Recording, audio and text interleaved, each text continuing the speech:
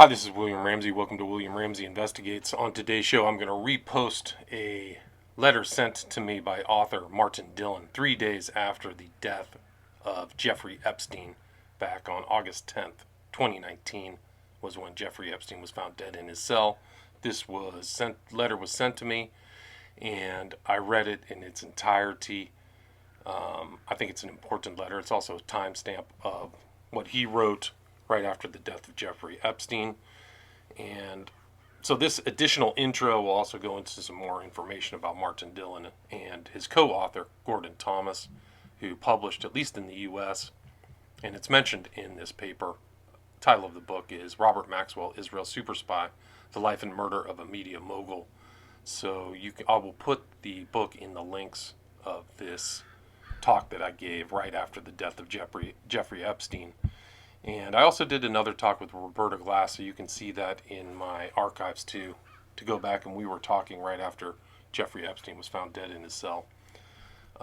But Gordon Thomas sold like 45 million copies of his books. He's a very well-known author before he passed away in 2017. And interestingly, he was a cousin of Dillon Thomas, the poet. But again, this talk is by Martin Dillon, another well-known author, but he authored with Gordon Thomas again, Robert Maxwell, Israel's Superspy, The Life and Murder of a Media Mogul. Thank you. Hi, this is William Ramsey. Welcome to William Ramsey Investigates. On tonight's show, I'm going to read a paper sent to me by Martin Dillon titled Epstein Again. Martin Dillon was the co-author of a book with noted journalist Gordon Thomas titled The Assassination of Robert Maxwell, Israel's Superspy, published in 2002.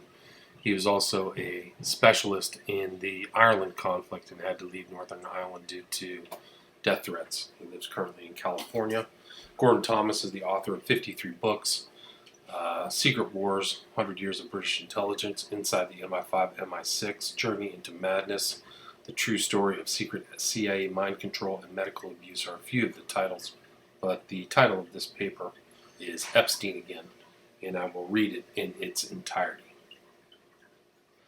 Quote, in the wake of the sudden death in custody of the billionaire pedophile Jeffrey Epstein, whose passing has ominous echoes of the assassination of Robert Maxwell, I reminded myself of my links to both men. I co-authored a book about Maxwell, The Assassination of Robert Maxwell, Israel's Superspy, but one on Epstein. Well, that got away.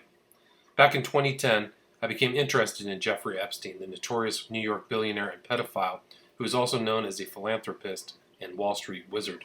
As a reputed hedge fund manager, he won the favors and friendships of rich and powerful people across the globe, including Bill Clinton, Prince Andrew, Donald Trump, Ehud Barak, and the Saudi leader Mohammed bin Salman. Epstein's name was familiar to me since it had often appeared in the New York's gossip and high society press columns. Columnists tended to focus on his immense wealth supposedly accumulated on Wall Street, though without any documentation to prove that was indeed the case. He possessed a small fleet of jets, the biggest Manhattan's townhouse in the Upper East Side, an estate in Palm Beach, Florida, a home in Paris, and a massive ranch in New Mexico with its own runway for passenger jets and a private island in the Caribbean. I first heard his name in 2002 after my book, The Assassination of Robert Maxwell, Israel's Superspy, which I co-authored with the late Gordon Thomas, hit shelves in Europe and the United States. Maxwell was a larger-than-life press mogul and Mossad spy who stole and spent the pension funds of his workers in Britain's Daily Mirror newspaper. He was also an international fraudster with secret accounts in Liechtenstein, in Bulgaria, and in offshore havens such as Cyprus. And to top that, he was one of Israel's most important spies who helped steal America's nuclear secrets. Under the pretense of opening the Eastern Bloc to democracy, he was embraced by Kremlin leaders and by Bulgaria's communist dictator, Todor Zhikov. FBI files from the 1950s note Maxwell's suspicious travels through the communist bloc and the unfettered access he had to its leaders. When my book was published, it received a savage review in the Washington Post by the celebrity lawyer Alan Dershowitz. That did not come as a shock, but I found it interesting that Dershowitz's personal client and buddy was Jeffrey Epstein, whose claimed lover was the New York socialite Ghislaine Maxwell, daughter of the late Robert Maxwell. I knew that Ghislaine and her sister Isabel, who was based in San Francisco, were enterprising and highly committed to defending their father's sullied reputation.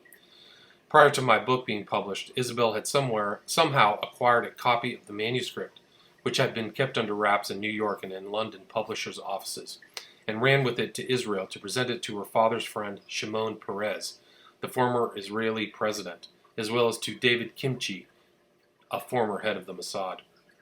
My co-author, Gordon Thomas, received a call from one of his Mossad sources, who had been visited by Isabel Maxwell, who demanded that he publicly denounce the book. No one she approached took the bait. Nevertheless, the pressure on my New York publisher must have been considerable, because the book was given almost no publicity when it reached the American market. I had some uneasy experiences writing the Maxwell book, especially making contact with some unsavory people linked to his unknown activities in Eastern Europe. So when I began looking closely at Epstein's life, I had a feeling that I might be wading again in dangerous waters. In 2010, as I debated with myself whether I should write a book about Epstein, I knew that 2 years earlier he had walked out of court with a sweetheart deal, even though he pled guilty on prostitution charges in Florida court and had to register as a sex offender. Back in New York, as a level 3 sex offender, he was required by law to show up to court-mandated check-ins, but he didn't do so for 8 years.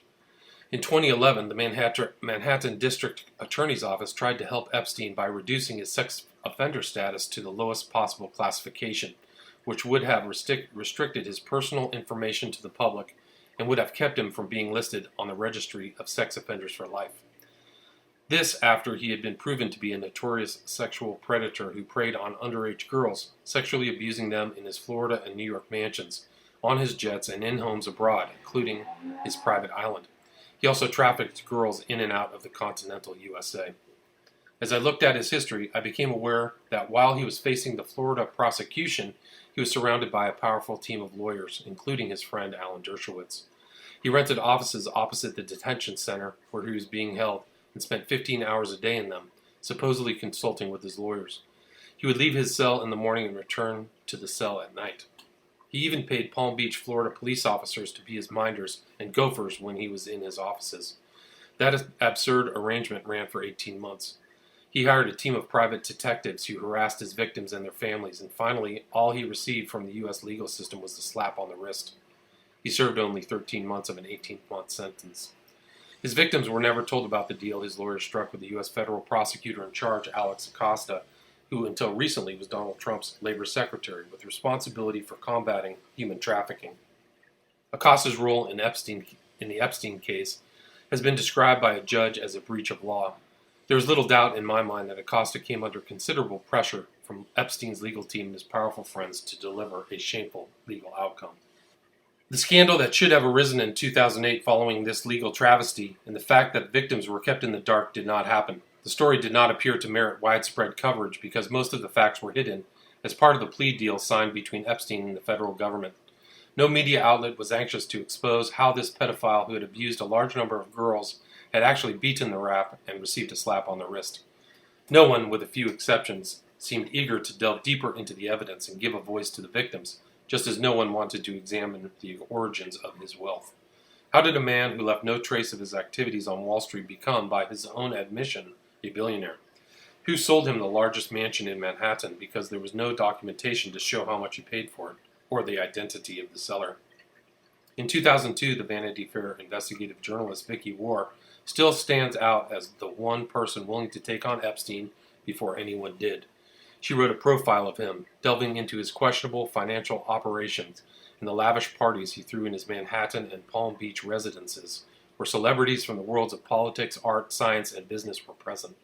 His parties were full of young girls who were flown sometimes from other cities, other countries, on his private jets. When she subsequently tried to expose his weird sexual appetites and abuse of girls, she said that Graydon Carter, her Vanity Fair boss, killed her story after he met Epstein in one of his homes. The only other publications, which it is fair to say kept a close eye on Epstein over the years, were Britain's Daily Mail and the New York Post.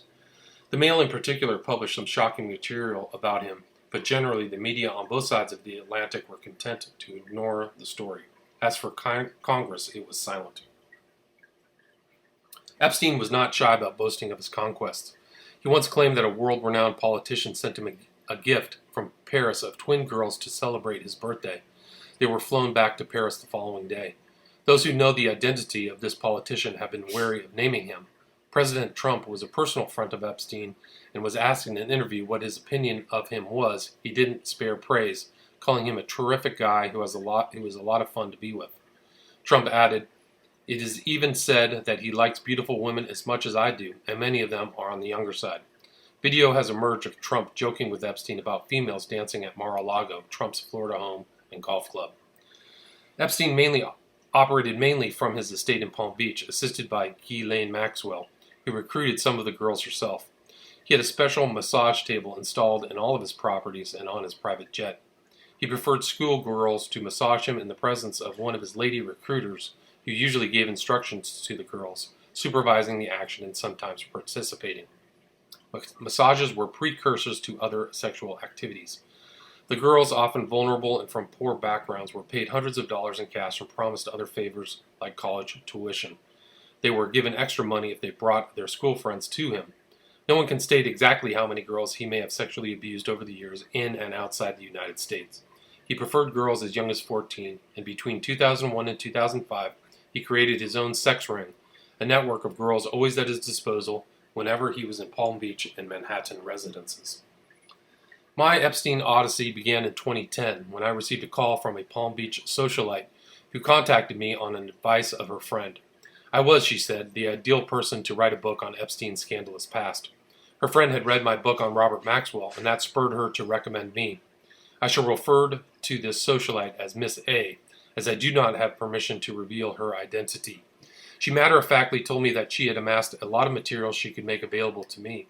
She also had access to a lawyer who represented some of Epstein's victims, and to an important law enforcement figure in Palm Beach.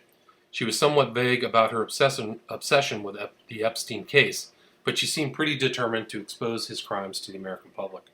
She knew that the real story remained untold. By this time, the mainstream treated it like it was toxic.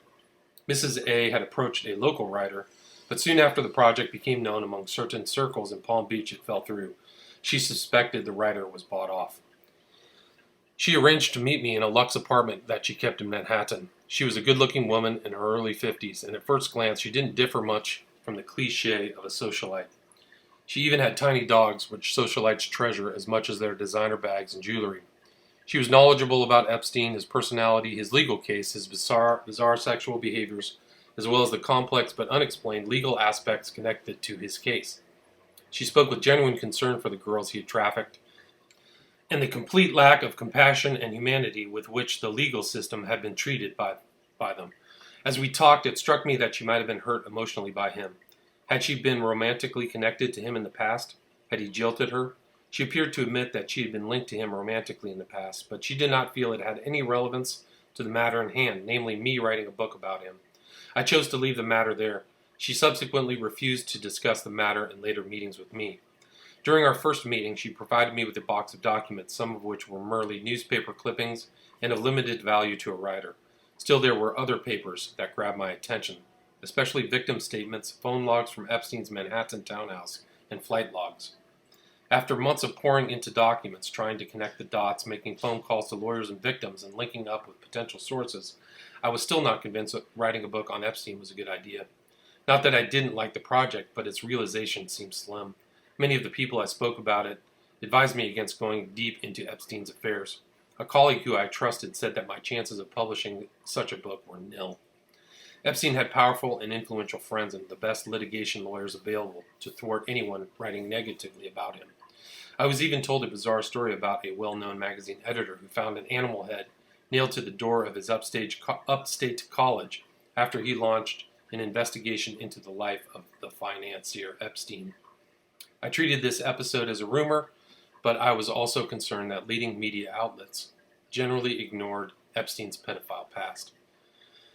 It would be disingenuous of me to say that I was not apprehensive about investigating Epstein. My wife was not keen on me getting into the weeds once again after the serious security issues I had over the years while reporting and writing on the troubles in Ireland. I was also concerned about the scope of the project, the potential cost of the research, and the real possibility of not finding a publisher. Legal readings alone of such a book I knew would be very costly. Nevertheless, I decided to do what I do best and continued to pry into Epstein's past. The victim's statements were traumatic and harrowing. They convinced me that anyone other than Epstein would have been sitting in jail for decades. He had proved the maxim that if you are white and extremely wealthy in America, the law cannot touch you. In this case, justice had turned a blind eye to the vulnerable and powerless. Epstein's flight logs intrigued me the most. It was like working on a complex puzzle, trying to match the first names of girls on the flights to ones listed in the Palm Beach case files. Actually, the logs contained little information about the girls, especially on international flights, making me wonder if a lax immigration system was in place or Epstein had paid officials to look the other way. In early 2011, I received a phone call from a very distressed Mrs. A. She was in her Manhattan apartment alone with her dogs when someone using a powerful laser had projected the image of a penis onto her bedroom ceiling. She claims it was Epstein's. His victims had described it as a weird one, comparing it to an egg. I had seen a photo of it that had been presented during the Florida trial, and it was indeed the most grotesque in shape. Mrs. A said she was too embarrassed to call the FBI. Perhaps she had a nightmare, I suggested. Absolutely not, she insisted. I believed her because it was just too outrageous a story for her to concoct. I had, however, to convince myself that it was technically feasible for someone to do this. I contacted a military source who confirmed that such a laser only existed within the military-industrial complex. It would have meant someone scoping out her building like a sniper to choose the right point from which to deliver the image. It was technically complex but feasible. This friend of yours must have some powerful enemies, my source remarked. By this time, I was made aware that Epstein and Ghislaine Maxwell knew that I was on their heels. Miss A admitted a friend of hers had revealed to Epstein her link to me. The same friend told Miss A that Epstein and Ghislaine Maxwell were nervous about my interest in them. I decided it was time to discuss the practicalities of writing the book with Miss A. I met her at a home that she and her husband were renting for the summer in the Hamptons. We talked about the complexity of the project and how it might take more than a year to complete the investigative side of it. It would entail a lot of travel to the places Epstein operated. There would also be legal costs. It was likely no publisher would be eager to finance it, judging from the fact that there was not a single book on Epstein published. I would have to personally finance it. As she wanted to be part of the project, she needed to talk to her husband, and as a consequence, another meeting took place with him present. He was a very wealthy man. He smoked a Cuban cigar during lunch. Some nervousness was evident by the way his mouth twitched when he spoke.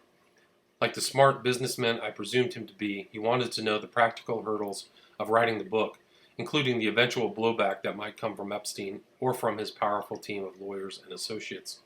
He dwelt on these issues a lot, and it struck me he was not so much worried about my safety as he was about the impact of the book on his social and financial affairs.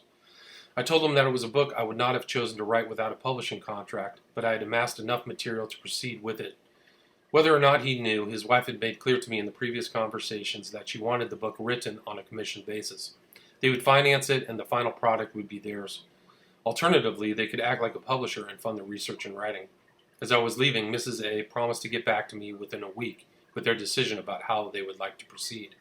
I had a nagging feeling that her husband was scared of the project, and the money would not be a critical element in any decision he might reach. A week passed, and then several, without a call from her. I eventually phoned her, and as I had anticipated, they did not wish to be financially involved in the project, but she hoped that I would write the book with her help. It was clear she was committed to the project, but she was not in charge of the purse strings. I believe that her husband was wary of being linked to an expose of Epstein. I gave up the project and returned Mrs. A her box of papers. The whole experience took up more than a year of my time. By the late summer of 2010, I had come to the realization that writing a book on Epstein was a task with too many obstacles. Would I have persisted without being funded properly? I doubt it was, as I was convinced that I would not have found a willing publisher. Back then, Epstein was Mr. Untouchable. It has taken 9 years and the tenacity of journalists at the Miami Herald, especially the excellent reporting of Julie Brown, to tear the cobwebs off the Epstein scandal. The Me Too movement, the fact that there are more female members of Congress interested in trafficking and sexual abuse of girls and young women, has also helped those investigating Epstein. The public now knows what happened in Palm Beach, Florida, and Congress won't let it be repeated. The fence around J. Epstein is about to come down, and some of his associates will seek deals with prosecutors. I am thrilled that the journalists at the Miami Herald proved how important investigative print journalism can be. Such enthusiasm and determination was lacking when I was working alone to expose Epstein's hideous crimes. His enablers and powerful friends who knew what he was up to didn't care. Writers are often asked if they regret not writing a particular book, and whether I should have written the one on Epstein at the time will always trouble me. There will now be plenty of publishers clamoring for books on Epstein, but I fear he may have taken many of his secrets to the grave. Investigators will be wondering where he hid his personal files and perhaps videos. If he worked for more than one intelligence agency, as some of my sources privately speculate, he will have left little evidence behind of the compromising materials he assembled on some of the world's most powerful figures. The parallels between his life and Robert Maxwell's should not be overlooked.